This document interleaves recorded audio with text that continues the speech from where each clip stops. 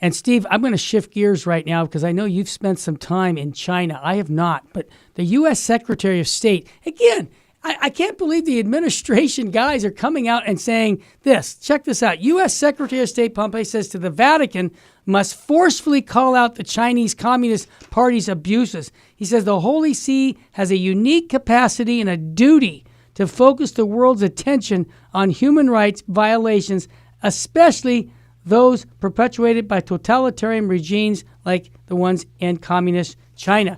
I'm going to go on, but Steve, the church in China has been persecuted. We had this agreement 2 years ago, and the State Department is telling the Vatican, don't sign it again. It was horrible for human rights, and it's true. But let me ask you a question, Steve. Give us your take on what's going on in China regarding religious freedom. What Pompeo said, I wish the Pope would say. Of course. Why is the Pope silent about this?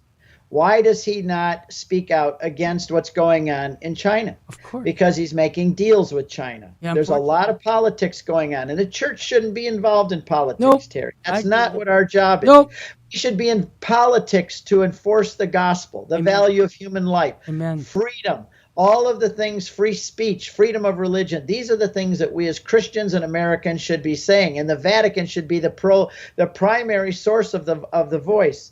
I was in China a while ago, and we went to 3 cities, Beijing and Xi'an and Shanghai. And I went to church there. I went to a Catholic church. I told our guide he didn't want to do this because he was supposed to only take us in certain places and and I said, look, you're my guide, and I want to go to the Catholic church on Sunday.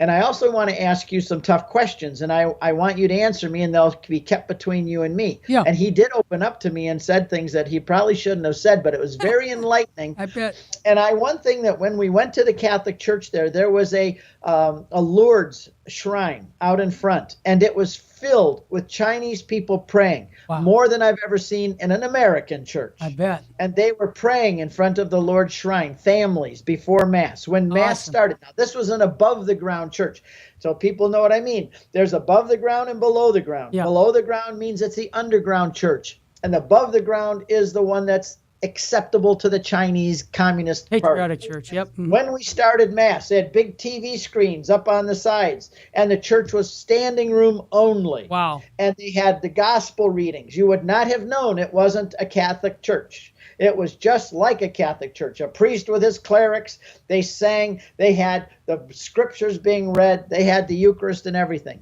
And the church was full. Afterwards, I cornered the priest. He is one that works in cahoots with the Beijing government. Church, and I said to him, you're one of the ones that are above ground church. He said, yes. I said, there's also the underground church. He said, yes. I said, what's the difference? I wanted him to say it. He looked around. He made sure no one was within our sight. And he leaned forward and he said, we are loyal to Beijing.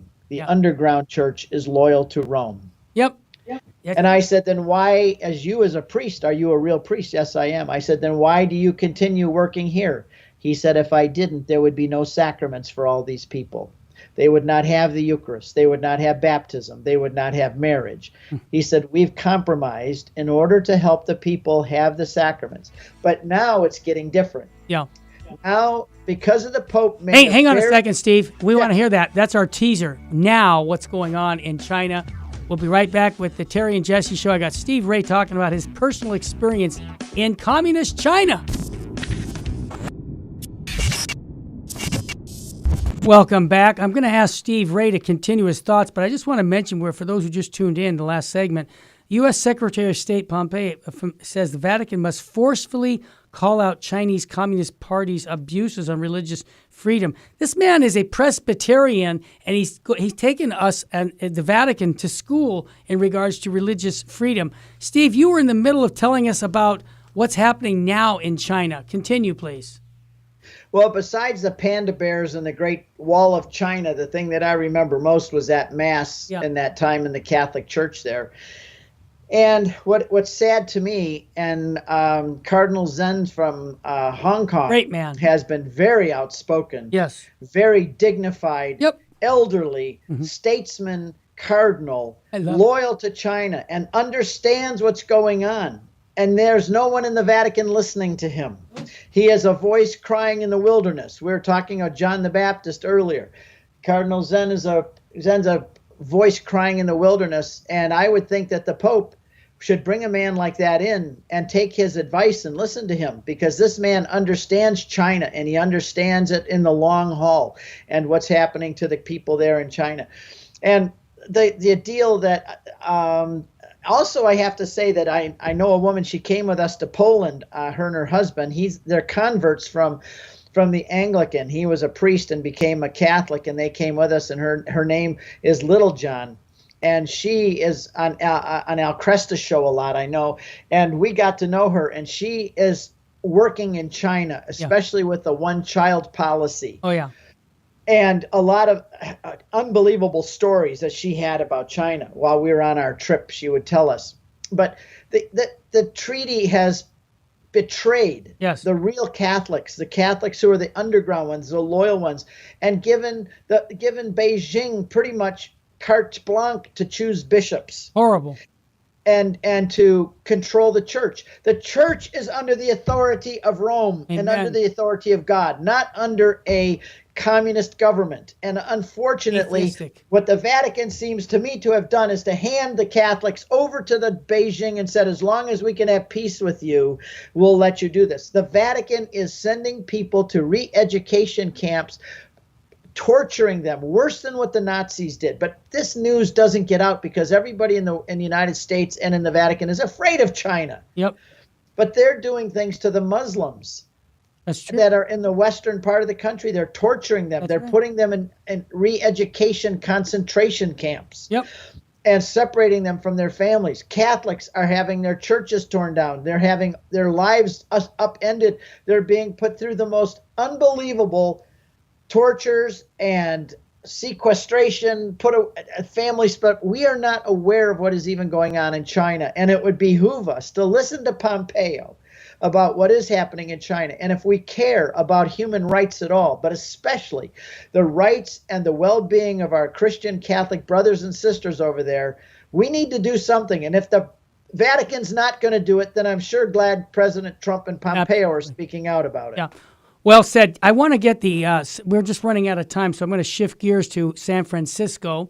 Archbishop Cordileone, who I've known for 30 years, has been speaking up on religious freedom, and he's basically telling that the city of and the mayor we're over. We got to stop this. And he's actually taking a massive Eucharistic procession to protest the mayor's crackdown on worship. So he's saying, good. Look, I'm done. We got to do this. We got to speak up. So, Steve, this is, and in California, I have to say, I'm in the largest diocese in the country, LA, and I pray for my Archbishop Gomez will follow Archbishop Cordileone, because all the bishops right now are just falling in line with the government and saying, whatever the government says, we're going to do.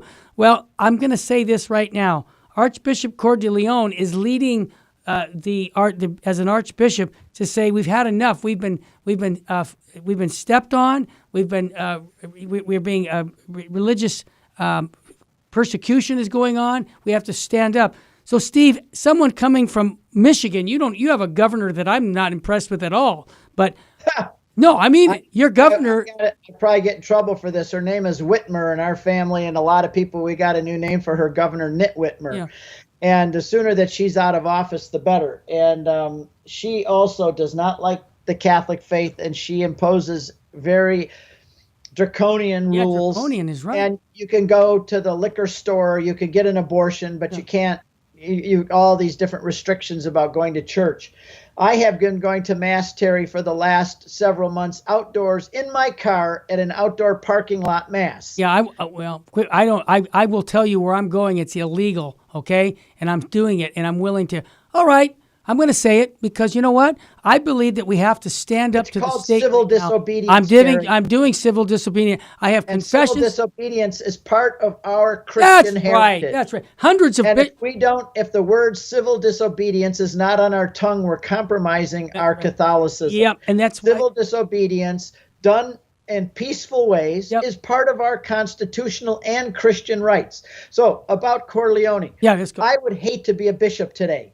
Anybody who accepts the job of a bishop is setting themselves up with a bullseye on their chest, That's which right. makes me respect them. But I think that I would love to see the whole USCCB Bishops Conference. all stand together and Yes. say, this is what we're now going to do. We'd back But them. no, they're cowering down, and That's you've right. got a lot of liberal bishops who love I think they love the lockdowns, and it's really sad what's going on. And I agree. I think the bishops should have long time ago said, we are a free people. The Constitution guarantees our freedom. That's right. And we will decide how to be safe. I don't think we should have let the government impose all of this on us, and certainly not now when the real numbers are coming out. No, they'll never take us under, because we're bringing truth like thunder. Raining on your speakers like a ton of bricks. Hold the cross high, cause we're Catholics. Fight the good fight with the truth, stand tall with the truth. I'm a warrior for Christ, I'm in love with the truth. Love God.